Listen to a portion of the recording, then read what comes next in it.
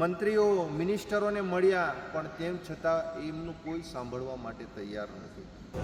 અરે ભાઈ તો પેલા 26 વર્ષ થયા કાકા કઈ ગયા 26 વર્ષ વાળા પેલા 21 વર્ષ વાળા છે 19 વર્ષ વાળા છે.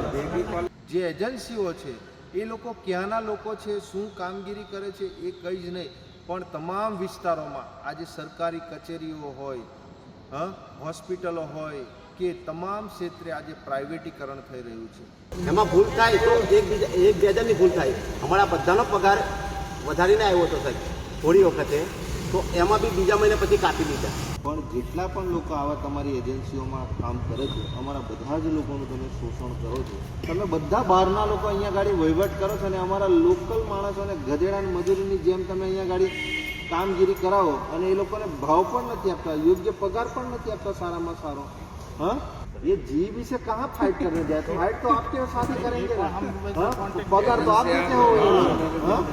जीवी को थोड़े ढूंढेंगे.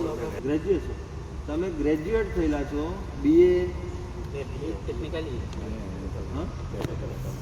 તમે ગ્રેજ્યુએશન થયા ને આ તમારા કરતાં વધારે માણસ ભણેલો છે, આજે તેને તમે 17,000 રૂપિયા આપો છો અને તે લોકો પીસાઈ રહ્યા છે, તે લોકોનું શોષણ થઈ રહેલું છે. પણ તેમ છતાં સરકારમાં બેઠેલા નેતાઓ એ બિલકુલ એમનું સાંભળતા નથી. પ્રાઇવેટ સ્કૂલો જોઈ લો, પ્રાઇવેટ દવાખાનાઓ જોઈ લો, તમામ પ્રાઇવેટ એજન્સીઓ, તમામ વસ્તુ, રેલવે પ્રાઇવેટ, બસ ડેપો પ્રાઇવેટથી લઈને બધું જ આ લોકો પ્રાઇવેટીકરણ કરી રહ્યા છે.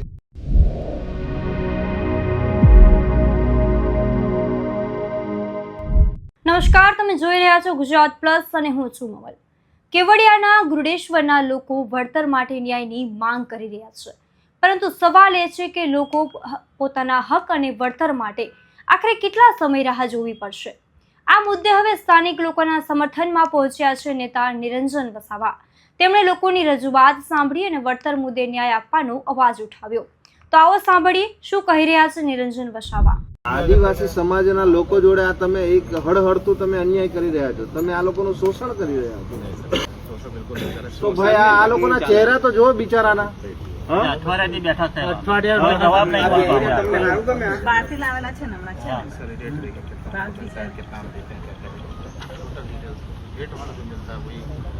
તમને જે રેટ આપે તેનો સિક્કો છે અહીંયા, અહીં મને બતાવો. કે અહીં તમને જે પૈસા આપે છે તેનો સિક્કો બતાવો મને કે આટલા જ પૈસા મળે છે.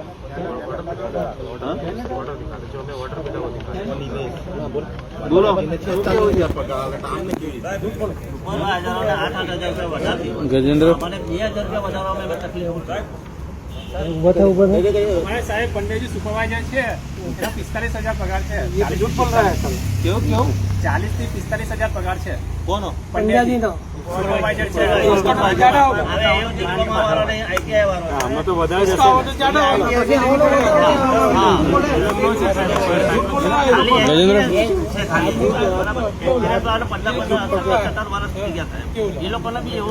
પંડ્યાજીનો કેટલો પગાર છે? 47,000. કેટલા વર્ષ થયા?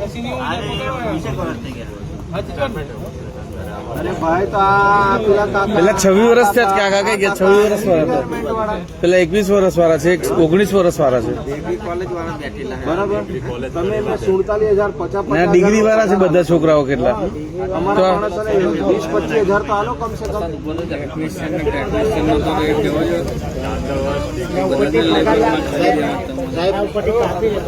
હે થોડી વખતે અમને હવે કંપનીએ વધાર્યો કે એમનાથી નથી સાહેબ. એમાં ભૂલ થાય તો એક બે હજારની ભૂલ થાય. અમારા બધાનો પગાર વધારીને આવ્યો હતો સાહેબ થોડી વખતે, તો એમાં બી બીજા મહિને પછી કાપી લીધા. અમારાથી ભૂલથી ન થાય જોઈએ. જો 160 જણની અંદર ફેબ્રુઆરી મહિનામાં 1,500 રૂપિયા બધા જ ખાતામાં પડ્યા હતા કે નથી પડ્યા? ટોટલ 180 જણના ખાતામાં મારી પાસે લોકોની પગાર સ્લીપો પણ આવેલી છે. બરાબર.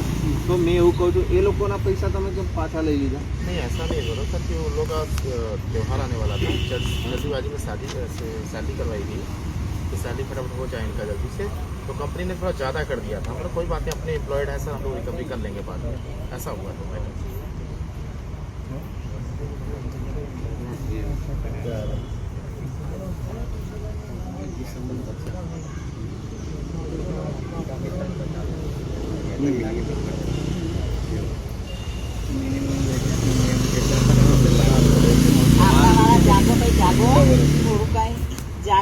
અમે જ બધું કરી કેટલા શકીએ. વર્ષ સુધી એને આ લોકોને બહારથી લાવીને કંપનીમાં કઈ કામ નથી. આપણા વાળાને જ કરવાનું છે. એનામાં વિરોધ કરવા જઈએ તો ગાડી મૂકવાની ધમકી આપે. ના ના એવું ના ચાલે. અહીં ગાડી આ તો અમારો વિસ્તાર છે. અમારા આ લોકોએ લોકલ લોકો છે એ લોકોએ પોતાની જમીનો અહીંયા ગાડી આપી છે. બાપ દાદા વખતે અહીંયા ગાડી રહેતા હતા. તમે અહીં ડેમના નામે ત્યાર પછી જે તમારી એજન્સી છે એના નામે અહીંયા ગાડી પ્રોજેક્ટ કર્યો. હવે સ્ટેચ્યુ ઓફ યુનિટી લાવ્યા, અલગ અલગ પ્રોજેક્ટો લાવ્યા. પણ જેટલા પણ લોકો આવા તમારી એજન્સીઓમાં કામ કરે છે, અમારા બધા જ લોકોનું તમે શોષણ કરો છો. બરાબર. હવે આ કાકાની ઉંમર એ થઈ ગઈ, હવે 1 વર્ષમાં તો એ કાકા રિટાયર થઈ જાય, તો એમને તમે આ શું આપો છો? આજે તમારા જ ફાધર હોય કે તમારી જોડે જ આવું થાય તો તમે શું કરો? આજે તમે કી પોસ્ટ પર છો, બરાબર. તમે બધા બહારના લોકો અહીંયા ગાડી વહીવટ કરો છો અને અમારા લોકલ માણસોને ગધેડા મજૂરીની જેમ તમે અહીંયા ગાડી કામગીરી કરાવો અને એ લોકોને ભાવ પણ નથી આપતા, યોગ્ય પગાર પણ નથી આપતા સારામાં સારો. હા, આજે આજે આજે 600, 700, 800 રૂપિયા તો પેલો કડિયો જાય ને આમ હવારે, તેને 800 રૂપિયા આપે છે, હમણાં 1000 રૂપિયા તેને આપે છે. આ લોકો 20, 22 વર્ષથી તમારા અંડરમાં કામ કરે છે, એને તમે હજુ સુધી તમે 18,000 થી ઉપર નથી જતા. હા, રિટાયરમેન્ટ થાય પછી કઈ આપો તમે? ગાડી જે આશા નહીં રાખવાનું, કાલથી નહીં આવતો એટલે રિટાયરમેન્ટ. कॉन्ट्रैक्ट बेसिस पे उन्होंने खोल के रखा है सर, ऐसा प्लानिंग किया है कॉन्ट्रैक्ट बेसिस पे। नारियल भी ना आपसे कंपनी तरफ से करना है। પણ આ લોકોની જે રજૂઆત છે, ये लोग જે गलत नहीं है માંગણી सर, છે ये लोग તેવી सही તમારે है। ઉપર તો કરવી ये જોઈએ लोग ને. गलत नहीं है, अपनी जगह फाइट सही कर रहे हैं, लेकिन ये फाइट एक जीबी से करेंगे ना तो सर नया कॉन्ट्रैक्ट बनेगा तो रेट के हायर रेट के साथ बनेगा। ये जीबी से कहाँ फाइट करने जाए? फाइट तो आपके साथ ही करेंगे ना. हम हाँ? कॉन्ट्रैक्ट पगार तो आप देते हो. जीबी को थोड़े ढूंढेंगे अभी. અમારા હસબન્ડ ત્યાં નોકરી કરી દેતા. અને અને આટલા વર્ષોથી નોકરી કરે છે, ખરેખર એમને પરમેડન કરી દેવા જોઈએ તમારે લોકોએ. તો આપણે બધા અંગૂઠા ચાપશે, બધા એજ્યુકેટેડ, કોઈ ડિગ્રી મેળવેલી છે, એન્જિનિયરો છે અમુક તો.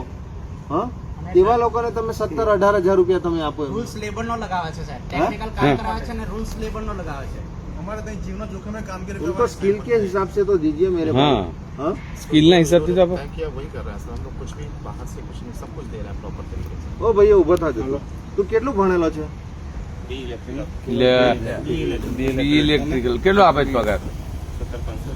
આટલો બધો પગાર હોય? તમે કેટલું ભણેલા? તમે કેટલું ભણેલા?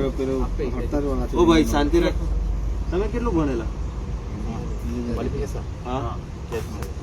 ગ્રેજ્યુએશન. તો આપશે તો છે ને એ ગ્રેજ્યુએશન તમે ગ્રેજ્યુએટ થયેલા છો, બીએ. ટેકનિકલી તમે ગ્રેજ્યુએશન થયા અને આ તમારા કરતાં વધારે માણસ ભણેલો છે, આજે તેને તમે 17,000 રૂપિયા આપો છો. હા સાહેબ, તમે યાર બહારથી આવીને ઇન્સર્ટ કરીને હિન્દીમાં બોલો એટલે અમારા લોકોને તમે દદડાવો. હા? અને કી પોસ્ટ પર જેટલા છો તેટલા બધા જ તમે બહારના લોકો વહીવટ કરો. સ્ટેચ્યુ ઓફ યુનિટી જે નર્મદા જિલ્લામાં આવ્યું છે અને ત્યાંથી બિલકુલ નજીક જે સરદાર સરોવર ડેમ આવ્યો છે, સરદાર સરોવર ડેમમાં જે વિદ્યુત ઉત્પન્ન થઈ રહ્યો છે, ત્યાં મેલ્કો ઇન્ડિયા પ્રાઇવેટ લિમિટેડ કંપનીના જે કર્મચારીઓ છે, જેઓ 20-25 વર્ષથી ત્યાં આગળ નોકરી કરે છે અને તે લોકો પીસાઈ રહ્યા છે, તે લોકોનું શોષણ થઈ રહેલું છે. પણ તેમ છતાં સરકારમાં બેઠેલા નેતાઓ એ બિલકુલ એમનું સાંભળતા નથી. એમણે વારંવાર ઉપલા લેવલે પણ રજૂઆતો કરી, પણ એમની માંગણી કોઈ પણ જાતની સંતોષાતી નથી. આ જે વિદ્યુત ઉત્પન્ન થાય છે સરદાર સરોવર ડેમમાંથી, એ મહારાષ્ટ્રમાં સપ્લાય થાય છે, મધ્યપ્રદેશમાં સપ્લાય થાય છે, ગુજરાતમાં સપ્લાય થાય છે. દિવસે ને દિવસે વીજળી એટલી મોંઘી થઈ રહી છે, પણ જે ઉત્પન્ન કરી રહેલા જે મજૂર વર્ગ છે, જે કામદારો છે, આજે તેઓ છેલ્લા 20-25 વર્ષથી ત્યાં નોકરી કરે છે અને ઘણા આગેવાનોની, વડીલોની ઉંમર 55 વર્ષ છે, 57 વર્ષ છે, 52 વર્ષ છે, 51 વર્ષ છે અને જે લોકોએ ડિગ્રીઓ મેળવી છે, આજે તેવા લોકોને પણ લઘુત્તમ વેતન પ્રમાણે ત્યાં ફક્ત 17,000 રૂપિયા ત્યાં આગળ ચૂકવવામાં આવે છે. એમની સ્કિલ પ્રમાણે આજે એમણે જે લેવલ પ્રમાણે જે જવાબદારી આપવામાં આવે એ આપવામાં નથી આવતી અને ત્યાં જે લોકો બહારની એજન્સી, બહારના લોકોને 50-50 હજાર, 80,000, 1-1 લાખ રૂપિયા વેતન આપવામાં આવે છે, જ્યારે અમારા સ્થાનિક લોકોને ફક્ત 17,000 રૂપિયા ત્યાં આપવામાં આવે છે. એ લોકોએ અગાઉ પણ હડતાલ કરી, મંત્રીઓ મિનિસ્ટરોને મળ્યા, પણ તેમ છતાં એમનું કોઈ સાંભળવા માટે તૈયાર નથી. છેલ્લા 9 દિવસથી એ લોકો હડતાલ પર હતા અને એમની જે માંગણીઓ હતી એ ખૂબ વ્યાજબી માંગણીઓ હતી.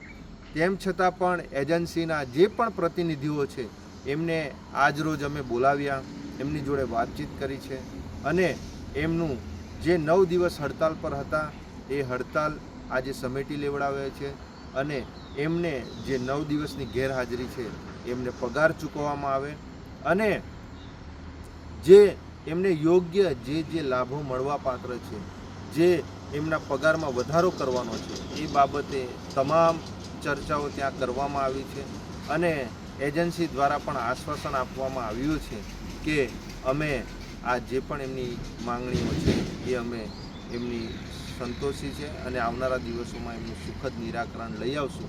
એના માટે આજે 150 લોકોની જે હડતાલ ત્યાં હતી એ આજે સમેટાઈ ગયેલી છે.